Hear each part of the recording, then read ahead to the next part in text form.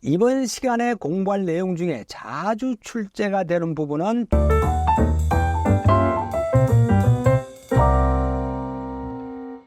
안녕하세요. 여러분과 같이 공부하고 있는 성영선입니다.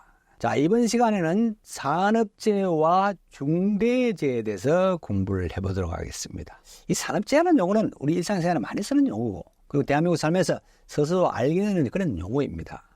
자, 먼저 이 산업재해를 정의하기 위해서는 재해라는 개념을 먼저 알아야 되겠죠. 이해를 하고 계셔야 됩니다. 재해의 개념을 정의하자면 어떤 위험한 상태에서 사고가 발생하여 사고의 결과로 인명의 손상을 입는 것, 우리가 재해라고 정의할 수가 있겠죠. 자, 이 정의를 할 때 또 두 단어가 나오죠. 자, 위험이라는 단어하고 사고라는 단어도 개념을 좀 정리해 주셔야 됩니다. 여기에서 시험은 또 나오고 있으니까. 자, 그럼 위험은 어떻게 정의할 수 있냐면, 자, 인적 손상이라든지 물적 손실을 일으킬 수 있는 어떤 불안전한 상태, 상황, 어떤 조건을 이야기하는 것이죠. 자, 그럼 사고는 불안전 상태나 상황을 선행되어서 인적 손상이나 물적 손실을 일으킬 수 있는 어떤 사건을 이야기합니다. 위험과 사고의 개념을 머릿속에 좀 기억해 두시면서 이걸 우리가 재해라고 개념 정리를 할 수 있겠습니다. 재해라는 넓은 의미로서는 인명 손상뿐만 아니라 물적 손실까지도 넓은 의미에서 포함된 개념이다고 이렇게 정의를 해 두시면 되겠습니다. 자, 그러면 교재를 보면서 산업재해의 개념도 정리해 보도록 하겠습니다. 자, 노무를 제공하는 자가, 우리 산업 현장에서 노동력을 제공하는 자가 업무나 작업에 기인해서 사망하거나 부상하거나 질병에 걸리는 것을 산업재해라 그러죠. 자, 그러면 산업안전보건법령에서는 어떻게 정의하고 있는지 한번 보겠습니다. 그 박스를 보겠습니다. 자, 산업재해란 노무를 제공하는 자가 업무와 관계되는 건설물이라든지 설비, 원재료, 가스, 전기, 분진 등에 의하거나 작업 또는 그 밖의 업무로 인하여 사망하거나 부상하거나 질병에 걸리는 것을 산업재해다 그런다는 개념 머릿속에 이렇게 이해를 해 두시면 되겠습니다. 그럼 다음으로 이제 중대재해라는 개념을 정리해 보죠. 중대재해라는 것은 산업재해 중에 사망 등 재해의 정도가 심하거나 다수의 재해가 발생하는 경우이죠. 산업안전보건법령에는 세 가지 조건을 규정하고 있습니다. 이 세 가지 조건은 공부를 많이 해주셔야 됩니다. 아마 이번 시험에도 출제할 가능성이 굉장히 높습니다. 그럼 먼저 첫 번째 조건 한번 보겠습니다. 사망자가 1명 이상 발생한 사업장. 두 번째 조건, 3개월 이상의 요양이 필요한 부상자가 동시에 2명 이상 발생한 사업장. 여기 요양이라는 것은 치료한다는 이야기입니다. 그리고 부상자 또는 직업성 질병자가 동시에 10명 이상 발생한 사업장을 중대재해라 그런다는 거, 이 세 가지 조건을 꼭 여러분이 기억해 주셔야 됩니다.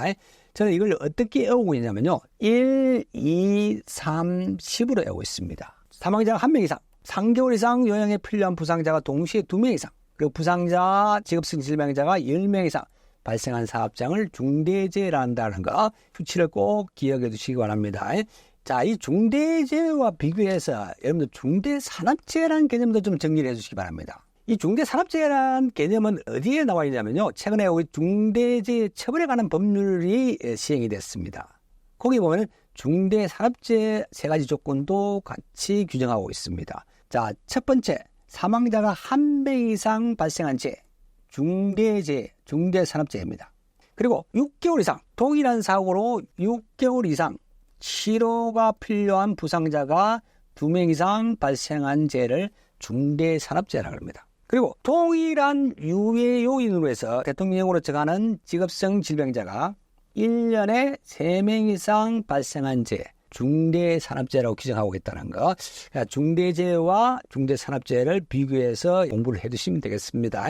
자, 그러면 그 아랫부분 박스 내에 보시면 중대재해가 발생했을 때 관할 지방 노동 고용 관세의 장에게 지체 없이 보고해야 됩니다. 보고 방법은 전화나 팩스 또는 그 밖의 적절한 방법을 동원해서 보고를 해야 되고, 보고 내용, 발생 개요, 피해 사항, 조치 및 전망, 그 밖의 중요한 사항, 이런 것들을 보고해야 되는 거.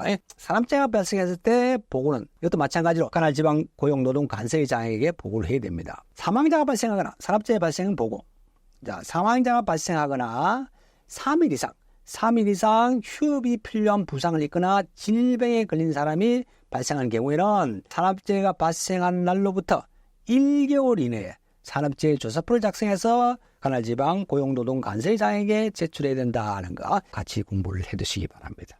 자, 여기에 참고로 관할지방 고용노동관세청에 보고한다 그랬죠. 자, 고용노동부 조직을 보면은 세종에는 본부가 있습니다. 본부가 있고 그 지방에는 지방청이 있습니다.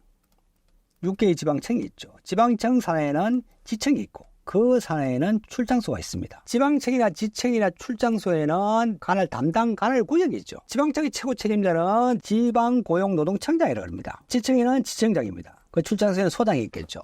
자, 그러면 실제로 시험 문제에서는 어떻게 출제되고 있는지를 한번 보겠습니다. 자, 산업안전보건법령상 중대재해가 해당되지 않는 것은 이렇게 물어보고 있습니다. 1, 2, 3, 10이라고 그랬습니다. 사망자가 한 명 이상 발생한 재해. 두 번째, 3개월 이상 치료를 요하는 부상자가 2명 이상 발생한 사업장. 세 번째, 부상자나 직업식 질병자가 동시에 10명 이상 발생한 사업장. 이걸 우리가 중대재해라고 그랬습니다. 이 세 가지 조건을 꼭 기억해 주시면서 보기를 보겠습니다. 자, 사망자가 2명 이상 발생한 재해는 중대재해에 속하는 것이죠. 자, 부상자가 동시에 7명 발생한 재해, 이거는 중대재해로 보지 않습니다. 10명이라고 그랬죠. 부상자가 동시에 10명 이상. 그러면 답이 2번이 되겠네. 자, 3번 보겠습니다. 직업성 질병자가 동시에 11명 발생한 재해. 이것도 중대재해에 포함되는 것이죠. 중대재해에 포함됩니다. 3개월 이상 요양이 필요한 부상자가 동시에 2명 이상, 3명 이상이죠. 3명 발생한 재해.